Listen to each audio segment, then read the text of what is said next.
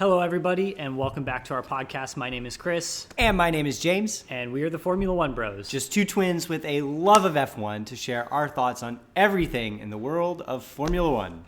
Absolutely. And we are back. We have now seen all 10 cars, all 10 liveries / cars have been launched, and we are just 1 week away from preseason testing. Yes, so close. 3 weeks away from our first race in Bahrain, and a week away from Drive to Survive. So there is a ton of stuff to get into, and we're going to go ahead and get right into it with the launch of the AMR 23, Aston Martin. Yeah, the Aston Martin, I mean, in my opinion, the launch as a whole,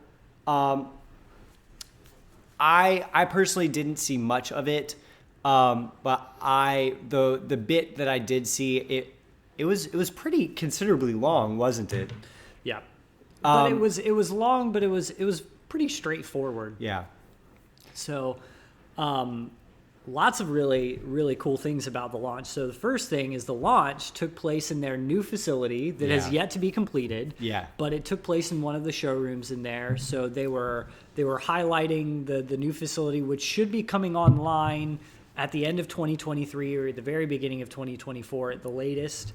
So they've made huge progress on that. They've already done a lot of recruitment. Lawrence, the biggest thing is Lawrence Stroll was his usual optimistic punchiness self. Like he was really punchy. He was very optimistic about the team. He was not afraid of setting high expectations for the team. Yeah, that's good. And as in terms of the livery, the livery itself, I mean, very, very similar from last year. There are little bits of stripe, like on the side pods, little bits of stripes of black, which is just exposed carbon fiber. So other than that, the livery is pretty much the exact same as last year. Still that racing green, still with the highlighter yellow highlights to the car. Not really anything too much different. The design of the car itself, like with the side pods and everything, they're another team that kind of went for revolution.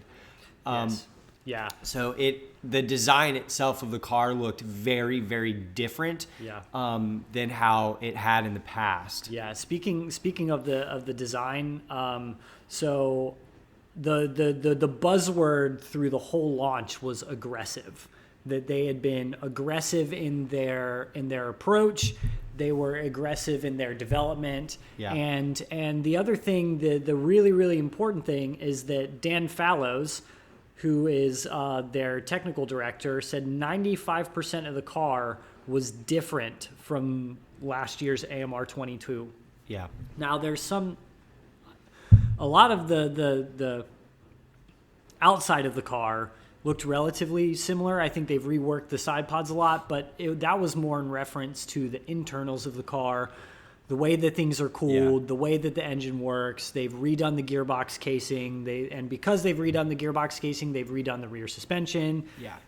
Literally everything is different, and I think not only is it 95% of the car is different, they were very, very aggressive. And the other thing that we have to remember, so this is the first car that Dan Fallows, who they recruited from Red Bull when Adrian Newey took over at Red Bull, this is the first car that he has really had full say over what happened. He had a little bit of say of the development from last year, but they were so behind the eight ball in terms of the platform of their car that, you know, they completely reworked the entire thing. And it's one of those cars very much like the I remember the 2021 Ferrari. You know, you look at a car and you look at all of the things that are different and stuff, and you could just tell that the car looks quicker. It looks aggressive. Yes. It looks like they've learned a lot from last year. Yeah. So I'm really excited. A lot of other stuff. Just a lot of other stuff going on. I personally think with everything, you know, how different the car is, how aggressive they've been. Dan Fallows is now there. I think they need to be, their expectation has to be top of the midfield. Oh yeah, absolutely. It just has to be. Absolutely. And I'm kind of looking at pictures from the launch and everything, and it very much looks, in terms of like the outside design of the car, very much looks similar to the philosophy of Alfa Romeo, a little bit of Mercedes influence in there. Red Bull side pods. And so there are a lot of, I've noticed that there are a lot of things from the top teams that the top teams did last year that a lot of the other teams are copying this upcoming year, which, I mean, I think that's normal. Yeah.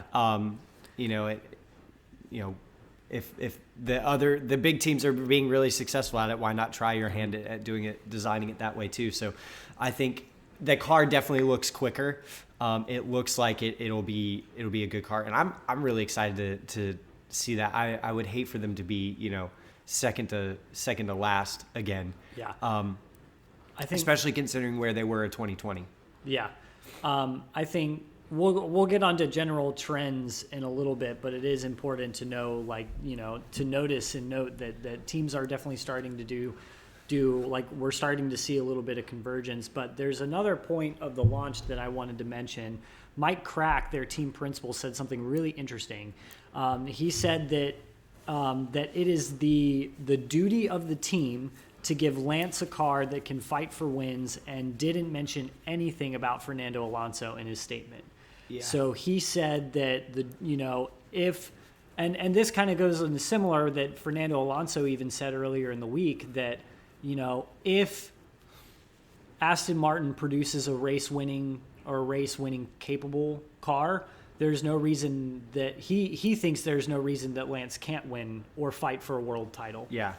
So I just thought that was very interesting. Yeah. Statement from Mike Crack. I don't want to read too much into it, but I mean, he is the son of the owner of the team, and I wouldn't be worried about if I were Fernando Alonso, because Fernando Alonso is so aggressive and he's so unrelenting in his approach to Formula One that nothing will stop him. But I just thought that was a really interesting comment from Mike Crack, and it'll be interesting to see through the season how that will affect stuff like team orders and things like that. So all in all, a really interesting launch. It was great to see the British Racing Green back.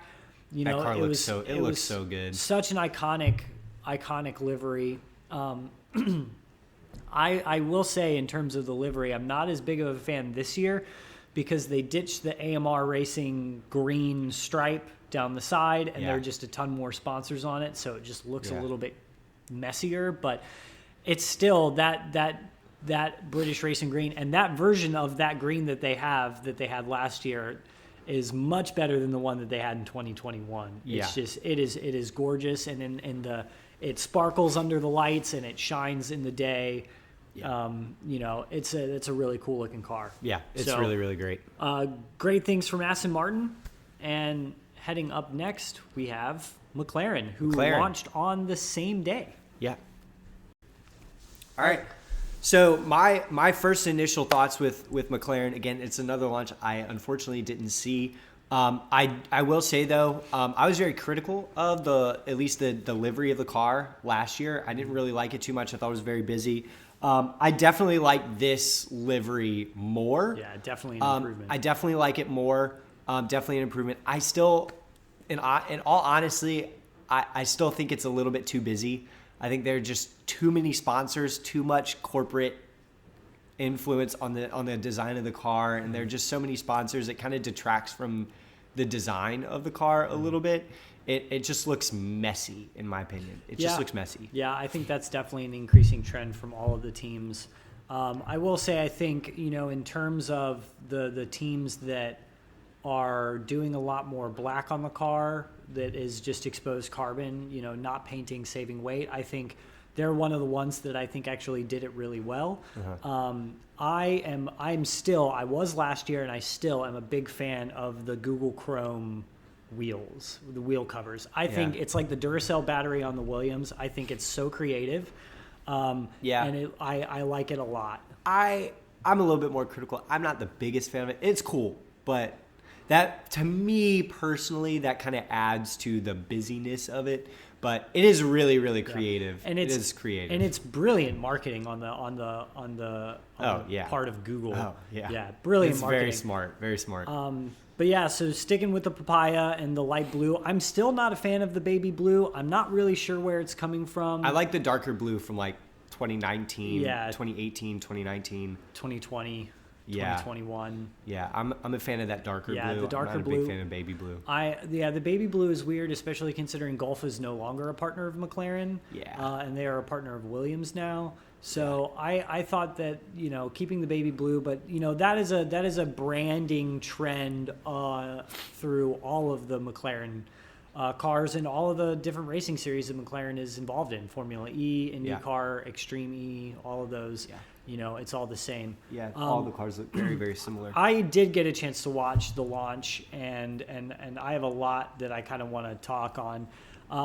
In stark contrast to the Aston Martin launch, which was very positive, going aggressive, very much, we're setting new targets and new goals and trying to strive for new heights.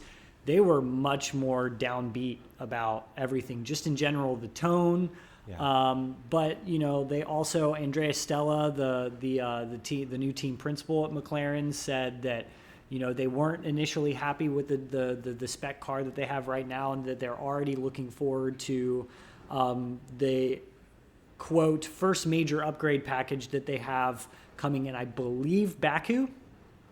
So at the early part of the summer, and so if I were a McLaren fan, I don't think I would be sounding the alarm bells, but I would be definitely concerned. It's not a red flag, but it's definitely a yellow flag. Yeah, I think I'm definitely concerned. This year was always going to be a holding year just because, the wind tunnel is not going to come online until the end of the year, which means it's probably going to be 2025 or 2026 before McLaren actually produces a car that is fully influenced by all of their new upgrades in their facility. Yeah. So this year was always going to kind of be a holding year, but it was a lot more concerning than I would have expected out of McLaren. So I am a little worried about this. The emphasis of the problem is it's just due to infrastructure. It's yet to come online, so I just think that I would be concerned if I was in McLaren or a McLaren fan a little bit. I think I'm hoping that a lot of the reliability problems that struck them at the beginning of the year last year have obviously been solved. Because they made it through all of the hot, summer months of the European summer back in August just fine. It was just Bahrain and Saudi Arabia that gave them some problems, some Middle East. But all in all, and it's a car that has gone for evolution, not revolution. So it's really interesting. And the problem for them has always been the way weight is distributed under braking. It creates a very difficult car to turn in, understeers and turn in, oversteers on exit. It's a very tricky car to get a handle of, that Lando Norris has done a great job of getting a hold of, and he does a fantastic job. Obviously, I think it's going to be a tall order for Oscar Piastri to kind of get up to that. But if there's anybody that can do it, it is Oscar Piastri, considering how successful his junior career was. I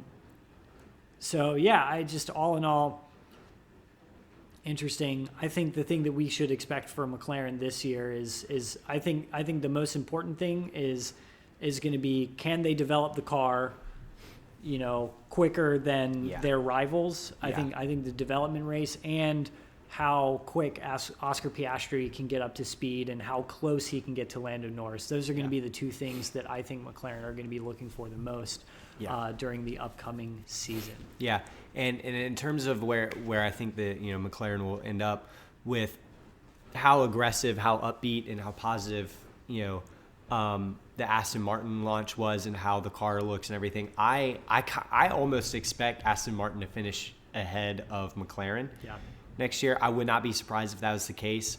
Yeah, I definitely agree. It's going to be a slow burn with McLaren, but I think once they do eventually get all the new facilities upgraded and everything, they'll start to be able to do that. But gosh, it's going to be a while before we see that. And going back to Aston Martin and their fight in the midfield, I think for them the expectation should be fourth place. Yeah.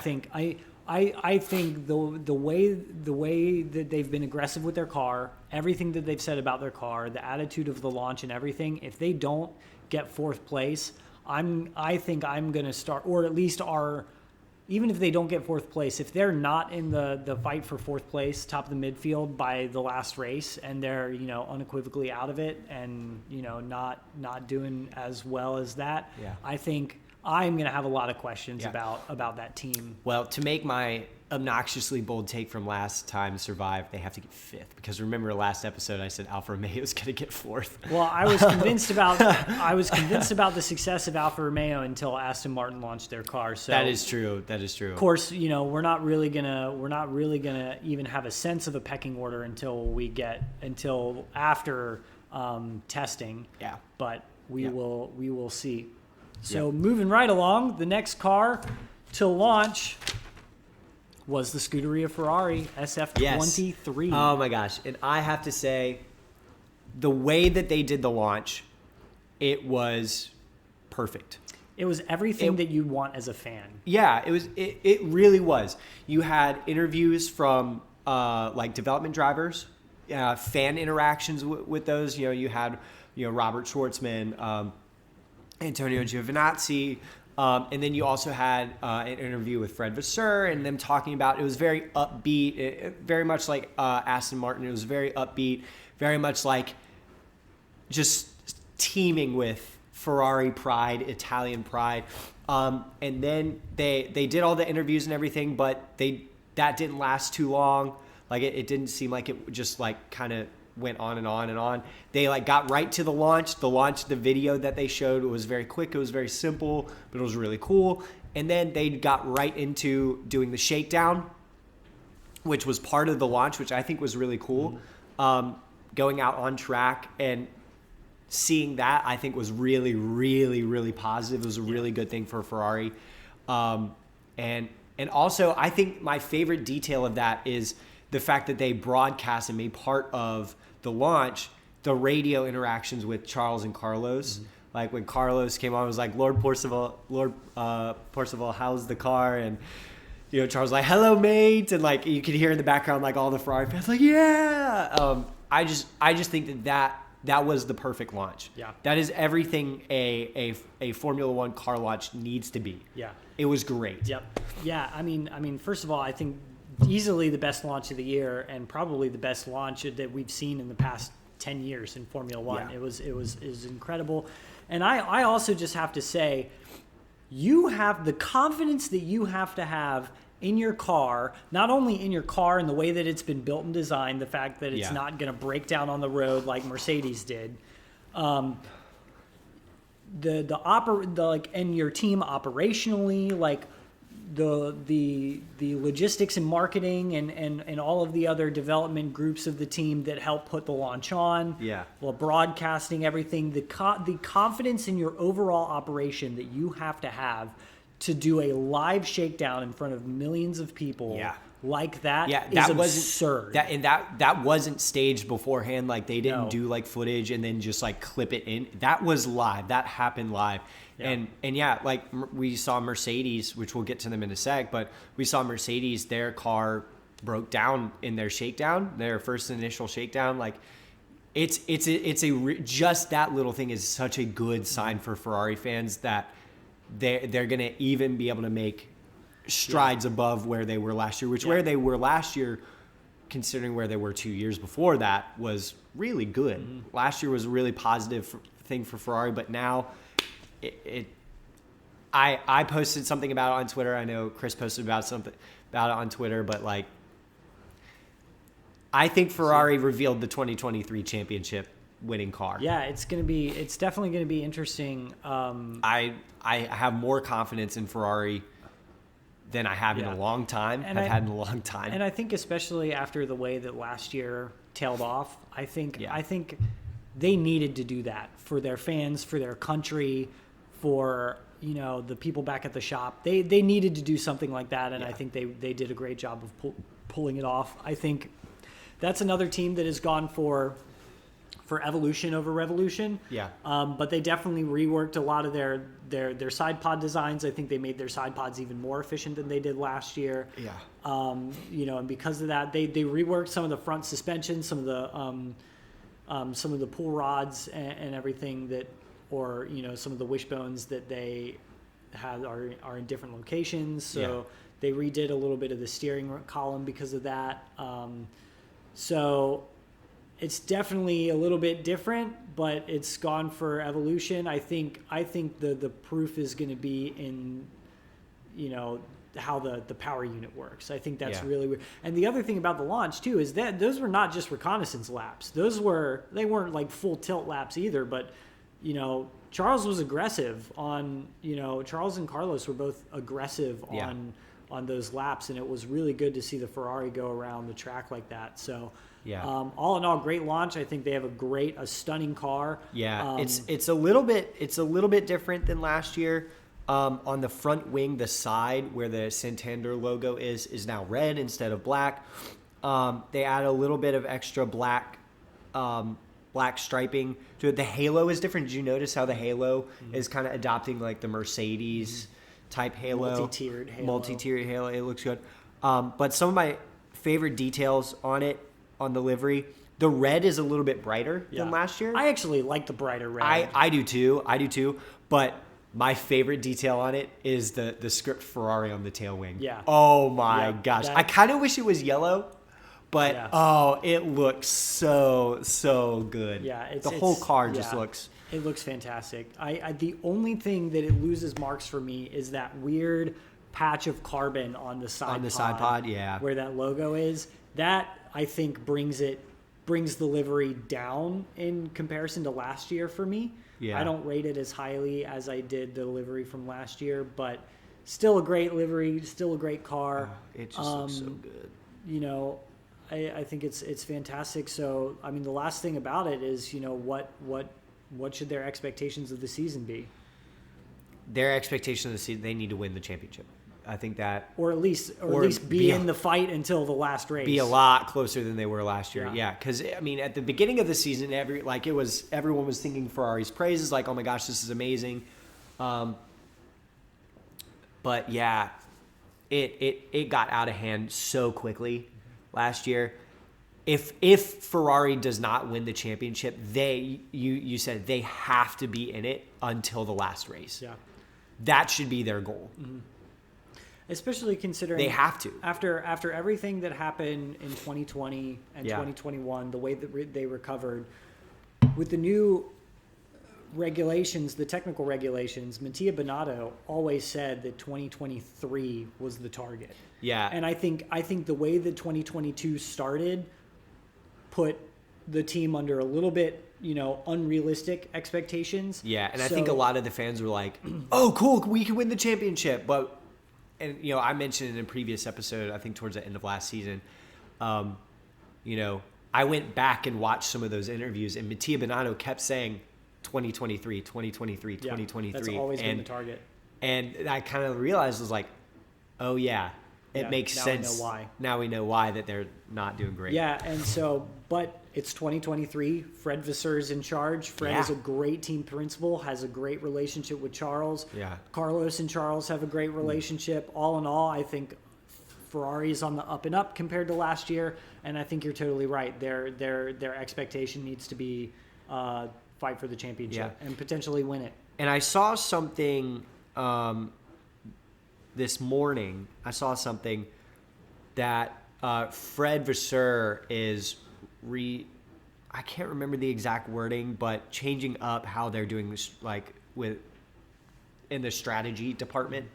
I don't know if they're getting a new head of strategy, but he mentioned something this morning along the lines of working on fixing this, areas of strategy. And I saw that this morning. I think the biggest thing for them is just is not necessarily their head of strategy, but I think it was the way in which strategy calls were discussed and decided upon. Yeah. I think it was a case of too many cooks in the kitchen. Yes. I think it was a case of they were not really looking ahead at how races were playing out, but more so just kind of, flying by the seat of their pants, looking at how, in the moment, what the picture of the race is.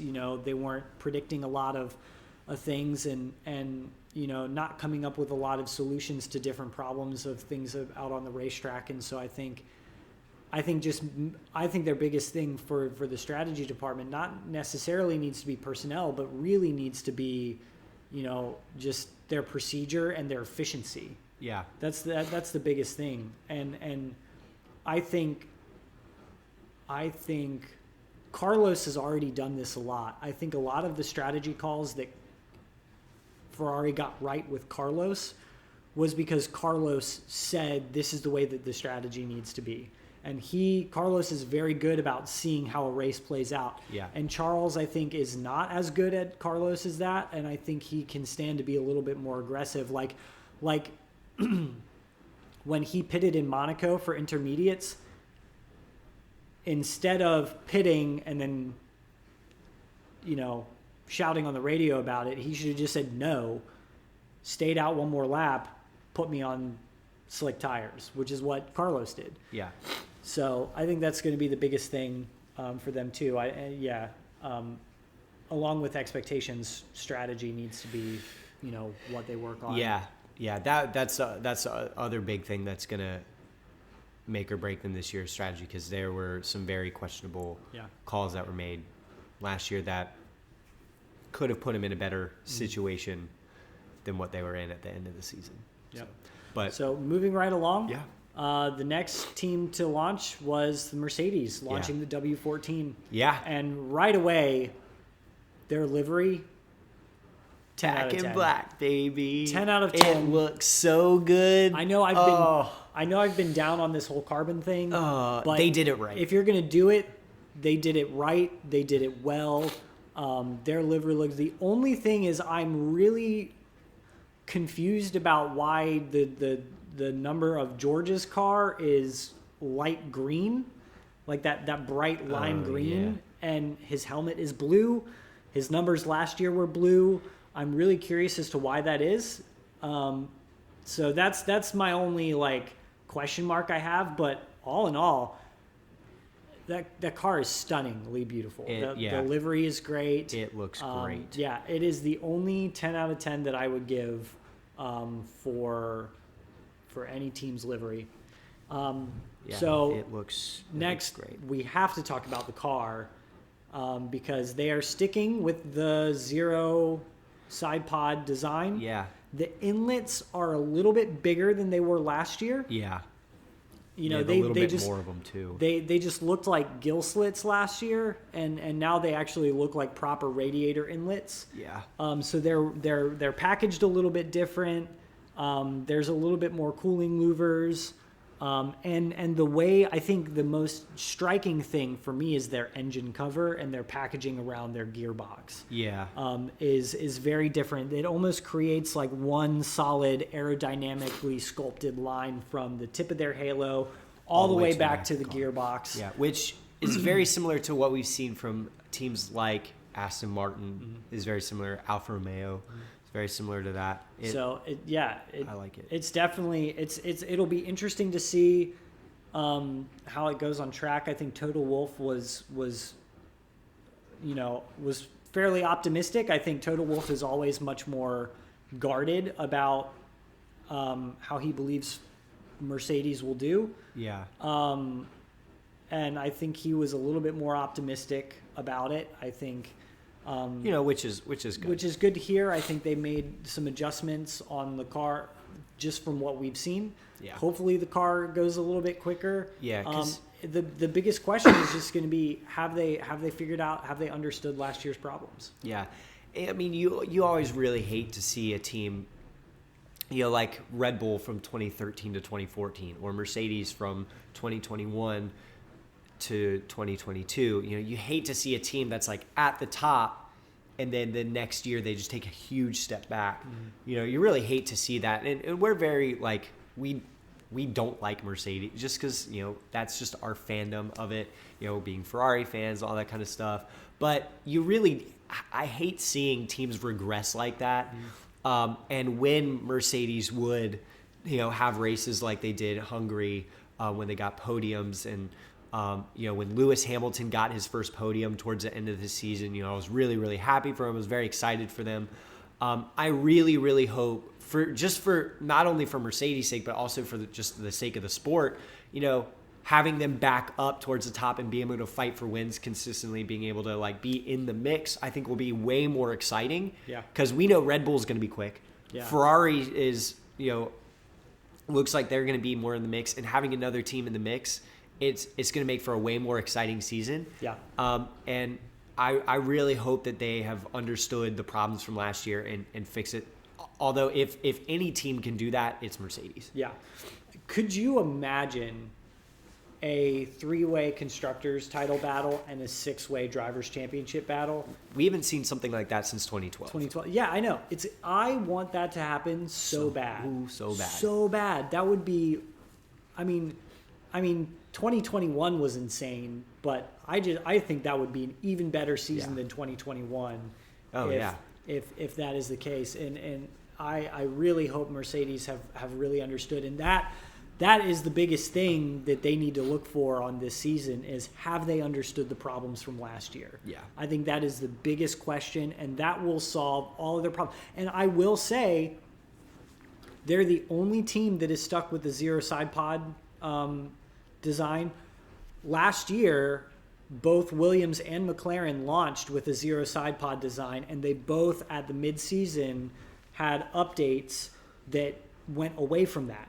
So Mercedes is literally the only car now to have a zero side pod situation. So if they are still as off the pace as they were last year, I think they need to go back to the drawing board about the way that they have designed the car. Yeah.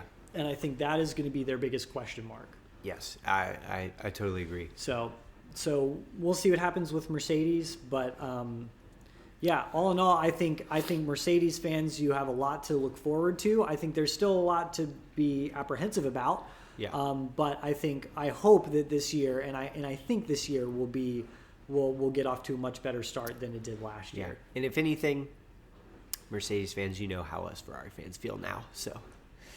Yeah. But I think that, and like I said before, if there's any team that can figure it out and fix it, it's Mercedes. I think they'll be fine.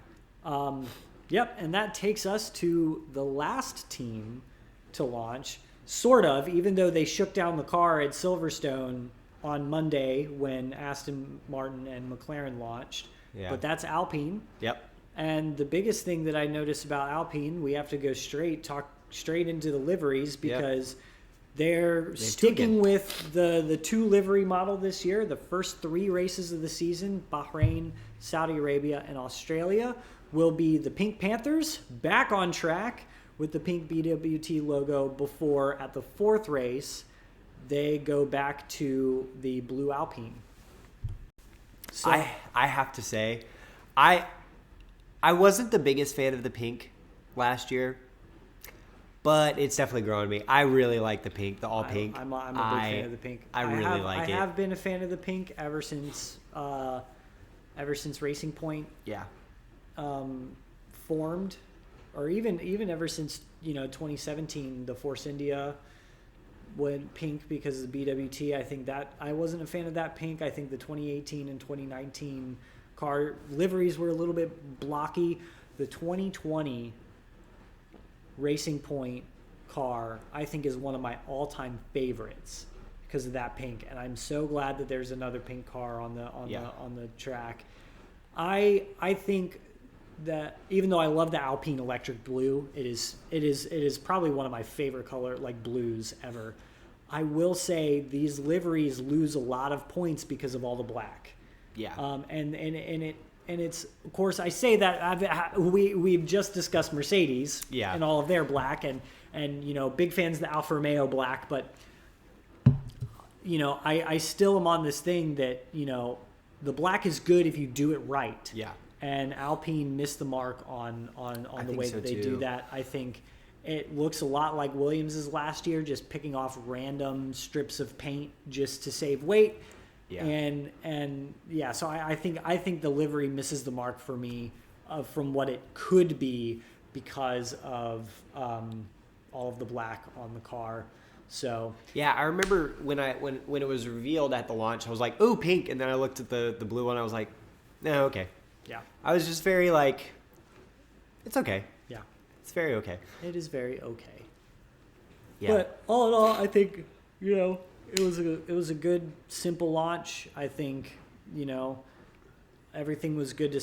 Everything was good. I think they are really focused on moving in the right direction, because Alpine has just been kind of in this Alpine Renault Team Enstone has just been in this flux of between 6th and 4th thereabouts. Yeah. Kind of. And I think that this year they have the potential to really take a big step towards Mercedes. They finished 4th last year. Yeah. I think they have I don't think that they will completely bridge the gap. I think they are well positioned to. I don't think it's going to happen this year. I think, I still think they will likely be closer to Mercedes, but the question will be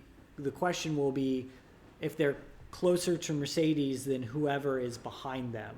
Yeah. That was a question, because they got 4th, but the gap between them and McLaren was so tight, and the gap between them and Mercedes was so large last year. Large, yeah. So I think the biggest thing that Alpine needs to do is just continue on the success. They have to figure out this reliability problem. Yeah. If they solve the reliability problems and they improve the chassis of their car already from last year, I think they will be in a really, really good position and put up a really good fight for 4th in the championship. It's tough though with the reliability, because those Renault engines have been unreliable since the start of the turbo hybrid. Even before that, when they were still in V8s, when Red Bull was running the Renault engines, even in 2012, 2011, 2013, they were still having reliability issues with those Renault engines. So they need to solve that reliability issue soon, because they used to be one of the big suppliers for the grid, where like they had several teams that they were supplying, and now no one wants their engines because they're so unreliable. Yeah, that's their biggest thing is if they improve their reliability, there's no reason why they can't finish 4th and be closer to Mercedes than they were last year. Yeah, because we definitely saw moments of how quick they could be, but they just had reliability issues, and I hope that they can figure it out, but they haven't figured it out since 2010. Yeah, and the other question too is have they moved away from the really chaotic environment that allowed Oscar Piastri to be out of contract and to not and to sign for McLaren, and the whole driver lineup debacle that they've had. Have they exercised those demons as well, because that can contribute, that chaos organizationally can contribute to the chaos on the ground at the races. So that'll be another thing that they're going to have to take a look at. But I'm cautiously optimistic for Alpine. I think a lot of it is, the biggest indicator for Alpine in testing is going to be lap count. If they can get up there with the Ferrari, Mercedes, and Red Bull in terms of lap count, I think they will be hugely successful this year. Yeah. But if they're anywhere like they were last year, I think they're going to be in for some struggles. So we'll see. But cautiously optimistic for Alpine. Yeah, I think cautiously optimistic is a good phrase for Alpine. So moving on from all of our car launches, so we've seen all 10. The grid is all done. I have to say, before we move on, in terms of liveries, I'm a little underwhelmed by this year's grid just because of all of the carbon and the black. I still think 2020 was the best looking Formula One grid in recent years, because you had the orange McLaren. The 2020 McLaren was stunning. Yeah. You had the pink Racing Point, which was also stunning. You had the white AlphaTauri, which always looked good. You had a Haas that was a lot closer to their original paint scheme, which is really, really nice to see, the black and the red. You had the first ever black Mercedes. It was stunning. You had the Alpine blue, or no. You had the Renault yellow. The Renaults were still yellow. It was a colorful and stunning grid, and I think since then we've taken a lot of step back in terms of the liveries. Too many sponsors, and now too much exposed carbon. Yes, I think too many sponsors. Some of these teams, they're just it's just very sponsor heavy. Like Aston Martin, like NASCAR. Yeah, it's very much like NASCAR, where the cars are just loaded with sponsors on the side, and that's. I heard somebody talk about how at some point it's just going to be all of the cars are just going to be black with a bunch of sponsor stickers on it. Yeah. So that's really interesting. But I want to talk about overall trends.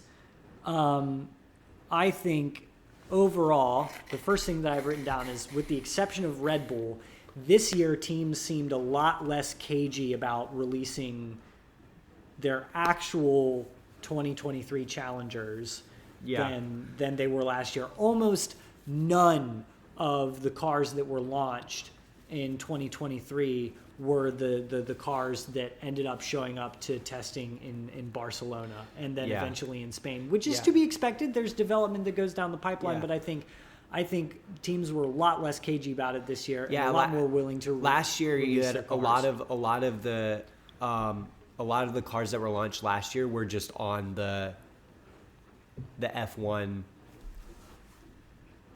like the stock F1 car that was released in and most teams 2019, most teams didn't even have an actual car at their launches. It was all just renders. Yeah, they're all renders. And almost all of them were just livery launches. But this year, I think we had a lot more teams willing to really show what they're made of this year in terms of launch. In terms of fan perspective, is great. Yeah. Because it's just, I don't know, it's just made it feel way more exciting this year. Yeah. Another thing that a trend that I'm starting to see, with the exception of Haas and AlphaTauri, this year the thing that a lot of people have said is a lot of the fan reaction that I've seen is that all of the liveries, most of the liveries look very similar, if not the same, compared to last year. Yeah. And I think there are going to be teams like Haas has redone their livery every year. Ferrari usually reworks their livery every year. But I'm really starting to think that this trend is, kind of in line with almost more of a franchise model of Formula One that we're seeing now. All of these teams are now not just Formula One teams, but they're looking at themselves more as brands and icons. We've always seen that with Red Bull because they are a brand, but even Mercedes. Mercedes is different because their livery was different last year, but McLaren very similar, Alpine very similar, Aston Martin very similar. Red Bull's obviously going to be the same every year. So I think and I think that's just in line with all of these teams looking at themselves more as franchises and brands than anything else. It's like you're always going to see the Green Bay Packers wear green and yellow. Yeah. You're always going to see these teams, at least in the short term, it seems, having those same liveries. Yeah. The other thing, the last overall trend that I've seen is just all of this carbon, the weight saving with the painting. Not a fan. And I'm not a fan of it unless it's done well. Like Alfa Romeo, done well. Or Haas. Haas, done well. Mercedes, done well. The rest of the teams, did not do well. Not done well at all. Yeah. And AlphaTauri didn't have any exposed carbon on it, but their livery still did not. I think, of course, it will likely look different in person, live on the track, but their renders do not do that car justice. No. But, you know, this whole carbon thing, not only do I just not like this trend, I still, like, I'm still just so skeptical at how much it's actually helping. Yeah. Because it's not like we're removing kilos from the car. They're removing, like, grams. Yeah. You know, which, I mean, you know, obviously all of that stuff adds up, but, you know, is that one patch of carbon fiber on the side pods of the Ferrari really going to change the way that car races and really going to change the overall performance of that car? No, it's not. Like, I'm just so confused as to I mean, of course, they're looking at the data and, you know, they probably know a lot more than we do, but I'm not convinced that this is just, you know, that this is something that is sustainable or even worthwhile, you know. And I'm almost curious if you know, either Formula One or even sponsors of some of these teams are going to step in and be like, no, you have to paint this car. Like, you have to, like, you know, like BWT is not going to be happy. They're paying a lot of money for that car to have pink on it. They're not going to be happy if Alpine shows up with an all black car. Yeah. So I'm almost wondering if sponsors or Formula One itself are going to start to put an allotment or an allowance of amount of paint that they're allowed to leave off of their liveries, or if there's a set, you know, square footage or whatever it ends up being. I'm just curious. What percentage of the car has to be covered in paint? Right. I'm really interested to see if that is going to start to be a trend, or if Formula One steps in to regulate it anymore. Yeah. I doubt they will. It seems so stupid. I don't think that they will regulate it unless, you know, everybody shows up with an all black car, because there is that regulation that almost got Ferrari in trouble last year, that, you know, the cars have to be distinguishable. And their numbers were not able to be read, which is why they outlined them. Yeah. You know, so it's, I don't know. I don't think there is one solution, and I don't even think that Formula One is seeking a solution. But it's definitely something that is really, really interesting. Yeah. And the last thing is it seems like, with the exception of Mercedes, we are emerging with two sort of styles of car design, two different philosophies of car design, and it's the sort of bathtub wide side pods with the inset in the middle that Ferrari and Haas have gone with a little bit. You know, Alpine with their, you know, and Aston Martin with the dips that they have in the middle, and then, you know, the Red Bull-esque, you know, really swept back, sculpted side pods. Which, not surprised, because those two design philosophies were part of the top two cars last year. Yeah, and it's not surprised that nobody has copied Mercedes. Yeah, yeah, except for Mercedes. So yeah, I'm not really surprised with that. I mean, those were the two quickest cars last year. So, I mean, if I were a team principal of a team who was not amongst the top last year, you know, I would look at, hey, what are those teams doing? How are they designing their cars? And how can we use those influence to create our car? And even us being musicians, and, you know, you see that in the music world, and, you know, even especially in the, you know, an activity that we participated in with drum corps, you know, whatever the top drum corps are doing, you know, the other drum corps try to emulate what they're doing every single season. Whichever drum corps wins, that's the drum corps that influences the rest of them the next season. All the other drum corps in the following season try to copy that. So I'm really not surprised at all that those are the two types of philosophies that we have. Yeah, and I think the other thing too is I don't think there's one right answer either. And it all comes down to the way that they're channeling air into the diffuser. Yeah. They're all different philosophies, but they're achieving pretty much the same aerodynamic efficiency. Yeah. You know, I don't think that there's one right answer. I think Ferrari's deficit was 100% their power unit, and it had nothing to do with aerodynamics. It was a really sleek looking car. You know, it worked really well. And so I don't think that there's one right answer. And so I think right now, in the short term, unless one philosophy really starts to stand out over the other. I think these are going to be the two prevailing aero philosophies. And I would not be surprised if Mercedes stays kind of stagnant in the way that they were last year, if they go and start to relook at Red Bull and Ferrari and see what they can copy and see what they can do. But yeah, I mean, it's very different in how they channel airflow, but it's all they both are achieving the same results in different ways. But now I could see if Mercedes is successful this year, I could see a lot more teams trying to how do we make that work? If Mercedes wins a championship this year, either a driver's championship with Lewis Hamilton or the constructors championship, which I think is a little less likely. Yeah. But if they win a championship this year, I think we might have a lot of teams go, ooh, hold on a minute. How do we do that? Yeah.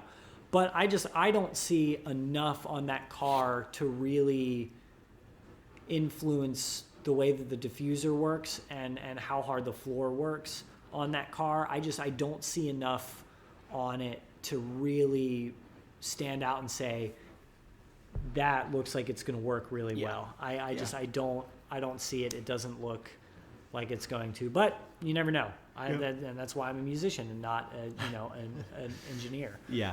Or an aerodynamicist.